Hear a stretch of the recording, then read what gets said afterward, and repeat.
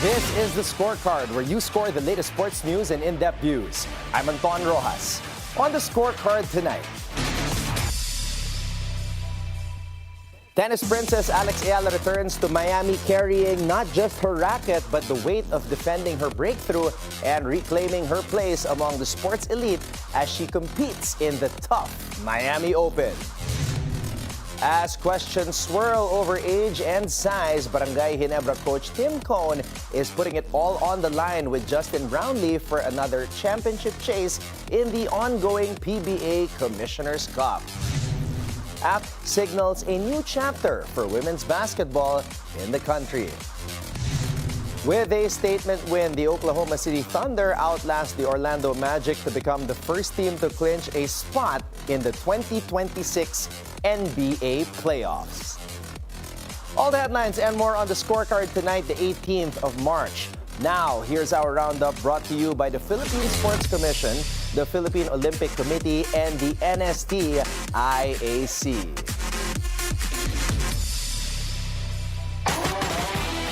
Pressure is mounting on Alex Eala as she returns to the Miami Open, with the Filipina star facing a significant rankings drop following the 52-week reset. Officially ranked number 29, Eala has slipped to around number 50 in the live rankings after losing the 380 points she earned from her breakthrough semifinal run in Miami last year. That sets the stage for a high-stakes return to Hard Rock Stadium in Florida tomorrow, Manila time, where Eala announced herself on the WTA Tour by defeating 3 former Grand Slam champions en route to a stunning Final Four finish last year. Now a more experienced and tested player, Eala faces a different challenge as she aims to prove she can sustain that level while carrying the weight of expectations. Standing in her way is veteran Laura Segmund, a 38-year-old German ranked number 53, known for crafty off-pace style that can disrupt rhythm and frustrate aggressive opponents. Segmund brings a wealth of experience, including quarterfinal runs at the French Open in 2020 and Wimbledon in 2025, along with round of 64 finishes this season at the Australian Open and Indian Wells. Miami will be the 8th tournament for the ultra-active Eala this year, following campaigns in Auckland, Melbourne, Abu Dhabi, Doha, Dubai, and Indian Wells. Questions about Justin Brownlee's age and size may be growing, but Tim Cone isn't buying into the doubts. As Ginebra prepares to open its Commissioner's Cup campaign, the veteran coach says Brownlee's track record in big import conferences is enough, or more than enough reason, to keep trusting his longtime reinforcement. Here's our sports correspondent, Zeus Valdez, with the story. Criticism over Justin Brownlee's age and size has not changed how Tim Cone views his longtime import, as Barangay Ginebra San Miguel prepares to open its PBA Season 50 Commissioner's Cup campaign. In an exclusive interview with Abante Sports Now, Cone addressed questions about Brownlee's fit in a conference with no height limit for imports, but said the forward's body of work speaks for itself. Over his career here with Ginebra, every time he's played in a big conference, or in other words, with big imports, he has played extremely well. Only because he creates a lot of mismatches. The other import can't guard him, and he's never brought us anywhere less than the semifinals. We've always made the semifinals. We've made the finals many times, and I think we've won three Commissioner Cup championships with him.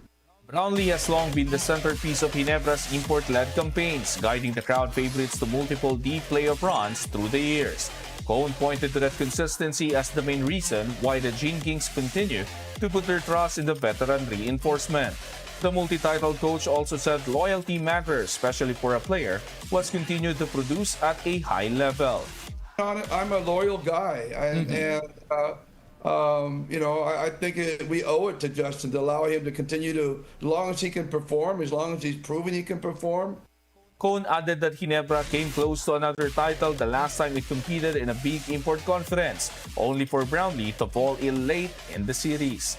more than size, Cohn said Ginebra will continue to lean on its identity with the triangle offense, defensive discipline, and a different approach from the rest of the league. I think the league has to tell us by coming out and beating us up and really sending us a message that yes, we need a big import rather than Justin. But before we see that as a team, we're happy to go the way we are. Ginebra opens its Commissioner's Cup campaign on Friday at 7:30 p.m. against the Macau Black Knights at the Smart Araneta Coliseum. Reporting for the Scorecard, I am Zeus Valdez, Bilyonaryo News Channel. The Terra Firma Jeep kept their unbeaten run in the Philippine Basketball Association Commissioner's Cup after taking down the Blackwater Bossing 99-88 at the Inara Center in Antipolo. Mubashar Ali led the way with a dominant double-double of 22 points and 22 rebounds, while Paulo Hernandez added 20 points in the win. Terra Firma came out firing with a huge opening quarter, then regained control in the second half after Blackwater fought back to make it a one-point game at the break. In the second game of the night, Meralco Bolts cruised past Converge Fiber Xers 109-88. A storm is brewing in Philippine volleyball as the Philippine National Volleyball Federation pushes forward with its controversial Alas draft, a move sparking intense debate among players, fans, and stakeholders. PNVF President Tony Boy Liao has called for unity, saying the draft is necessary for the sport's long-term growth. But critics argue it threatens player welfare and freedom. Adding fuel to the fire, former Alas Pilipinas women's head coach Jorge De Brito is reportedly considering legal action, claiming unpaid salary and performance bonuses from 5 international tournaments and saying attempts to discuss the matter with the federation since December have gone unanswered. The situation highlights a growing divide between the federation's push for structure and voices within the community demanding accountability and fair treatment for athletes. The future of Alas Pilipinas women is uncertain as the debate continues, with both the federation and critics facing pressure to resolve issues and ensure fairness and transparency for players. Nextled is back in winning form and looking to keep its top 4 hopes alive when it faces PLDT in a crucial Premier Volleyball League All-Filipino Conference matchup at the Phil Oil Playtime Center on Thursday. The Chameleons snapped a 4-game skid with a 4-set victory over Zeus Coffee last week, reviving a campaign that started strong with 3 straight wins after a major roster revamp. Holding a 4-4 record, Nextled must defeat PLDT and hope Akari and Creamline don't add to their win totals, as a multi-team tie for the last 2 playoff slots could trigger a tiebreak. Team captain Brooke Van Sickle says the win over Zeus Coffee has boosted their confidence, but the focus now shifts to stopping a red-hot PLDT squad that has won 4 straight and is already assured of a top 4 berth. Game time between Nextled and PLDT is at 4 p.m. with the top 4 advancing to crossover semifinals next Thursday at the Araneta Coliseum. Meanwhile, Chocamucho and Zeus Coffee meet at 6:30 p.m., both looking to improve their standings and build momentum ahead of the play-in stage as the bottom 6 teams vie for a chance to qualify to the next round. Gilas Filipinas women may have bowed out of the FIBA Women's World Cup qualifying tournament, but they left France with history in hand. The Gilas women stunned world number 19 Colombia 74-59 for their first ever win against a non-Asian opponent. Head coach Patrick Aquino, reflecting on the milestone, said the victory proves that the Filipinas can compete at a world-class level despite height and experience gaps. The win came in Leon at the Astro Valley, where the team also faced top squads like France, Germany, South. The Filipinas finished the tournament with a 1-4 record, but their historic performance signals a new chapter for women's basketball in the country. The NU Lady Bulldogs roared back in thrilling fashion, outlasting the UP Fighting Maroons in a 5-set battle, 24-26, 25-17, 21-25, 25-18, 15-8 Wednesday at the Araneta Coliseum. Rookie sensation Sam Cantada exploded for 32 points, taking over in crucial moments and powering NU's revenge win with poise and firepower in the deciding set. Meanwhile, the FEU Lady Tamaraos made a strong opening statement in the second round, sweeping the UE Lady Warriors in straight sets 25-11, 25-15, 25-22 behind a balanced attack led by Faida Bacanqui and Jazz Eliarina. Despite missing a key piece, FEU showed depth and discipline, while Kai Cepada continued to shine for UE with an all-around effort. A historic milestone unfolded in Manila as the growing sport of paddle hosted the first ever women's-only FIP silver tournament on the international circuit. Nearly 70 pairs from 17 countries competed at the Manila Paddle Club, turning the event into a global celebration of women's paddle.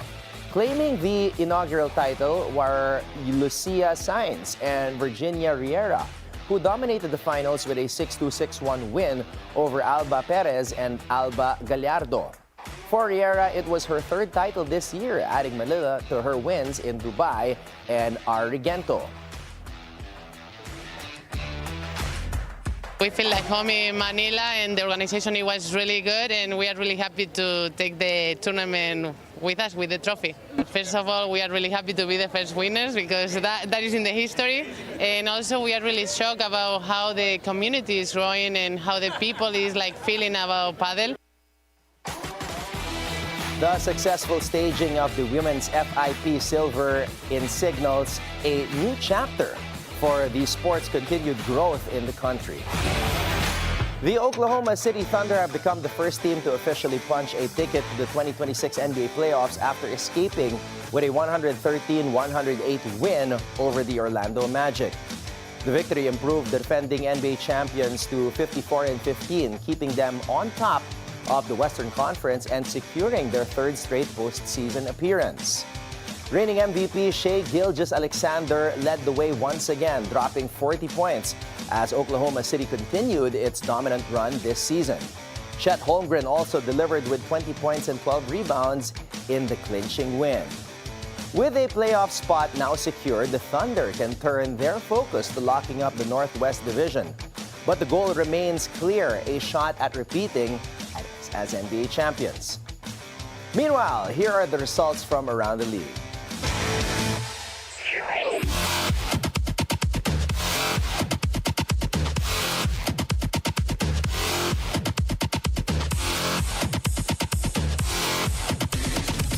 Team Venezuela has completed a dream run in the World Baseball Classic, toppling the United States 3-2 to capture its first ever title.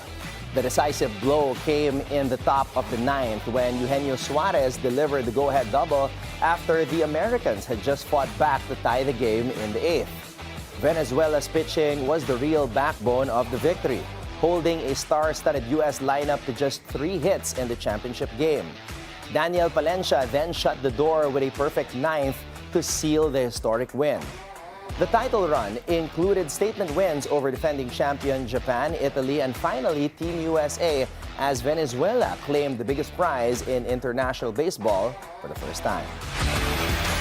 After a breakthrough win over a higher-ranked non-Asian team, what must the Gilas Pilipinas women do next to turn this historic moment into consistent success against the world's elite? Basketball analyst Jay Mercado will join us to discuss the Gilas Pilipinas women's team when we return right here on The Scorecard.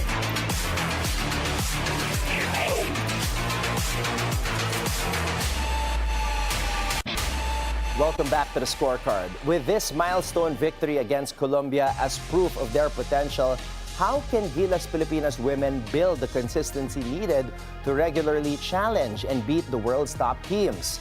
Basketball analyst Jay Mercado joins us to discuss the future of Gilas women's squad.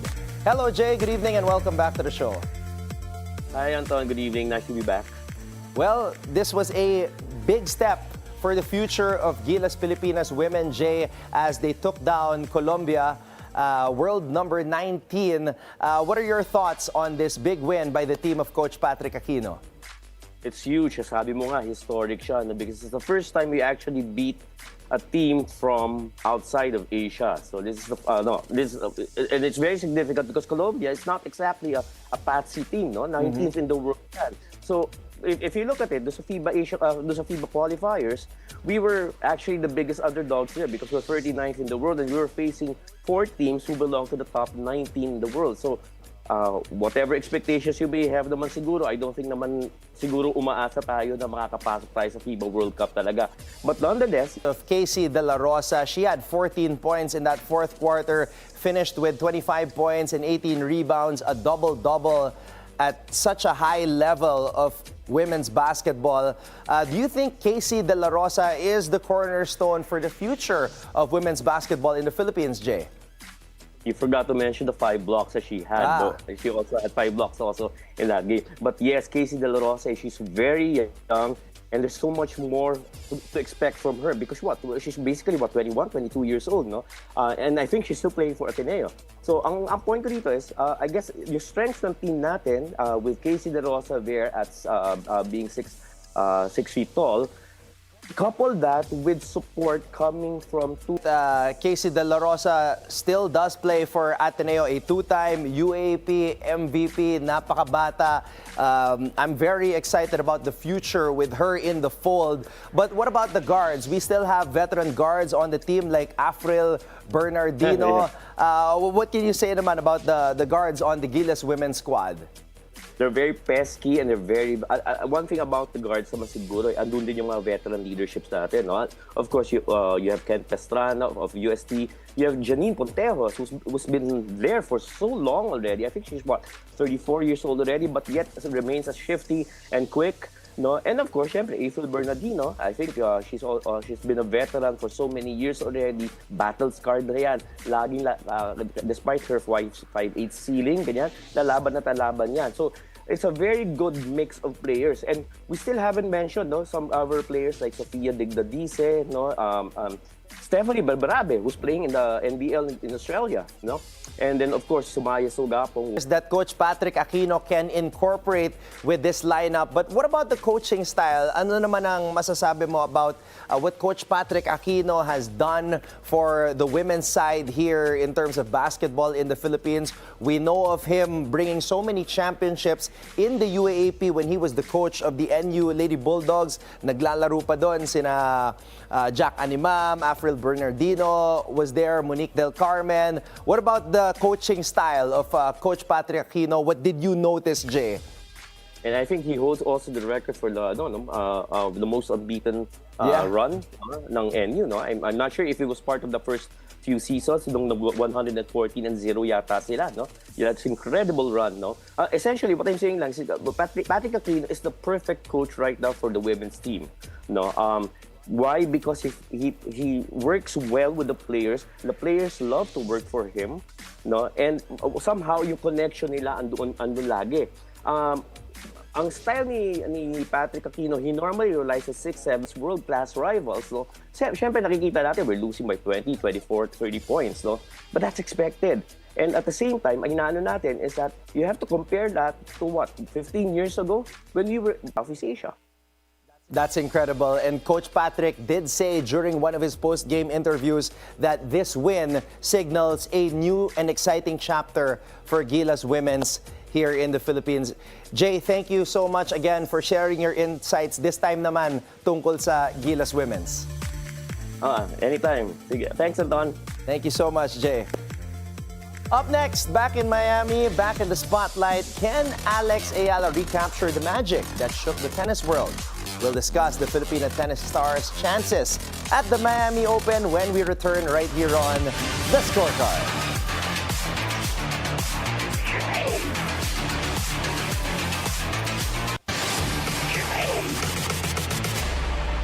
Welcome back to The Scorecard. It's time to keep your eyes on the prize. Alex Eala returns to the Miami Open, the very tournament where her career took off just 1 year ago. But this time, the pressure is different.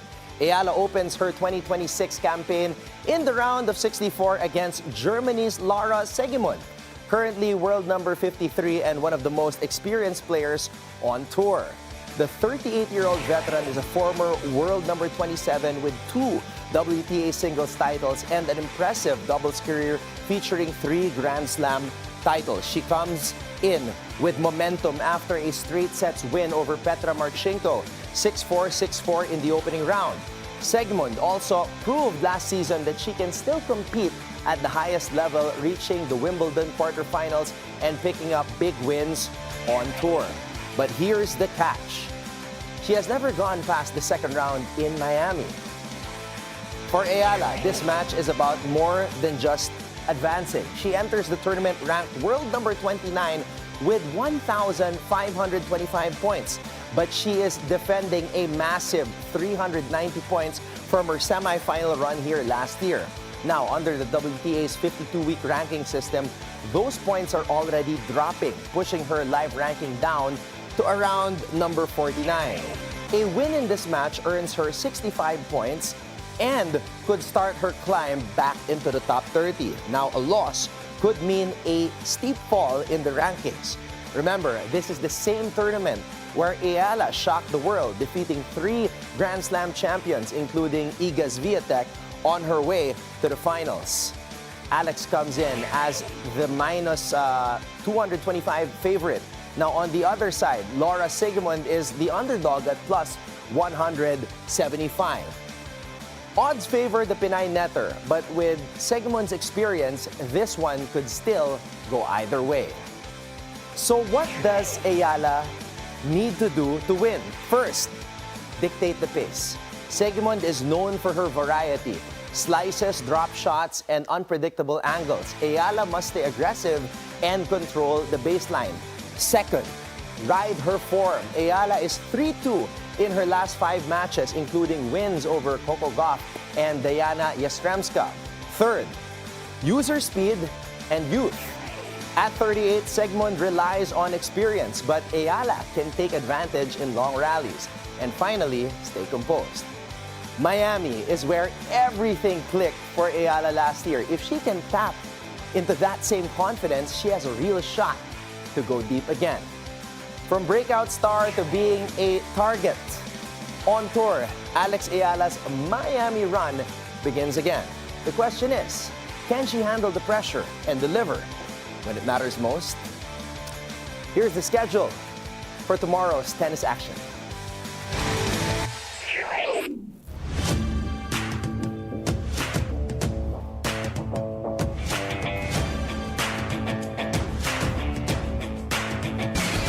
And with that, thank you for joining us tonight. We'll see you again tomorrow on The Scorecard, where sports is our business and business is our sport on the Bilyonaryo News Channel. This is Anton Roxas. Have a blessed evening, everybody. Good night.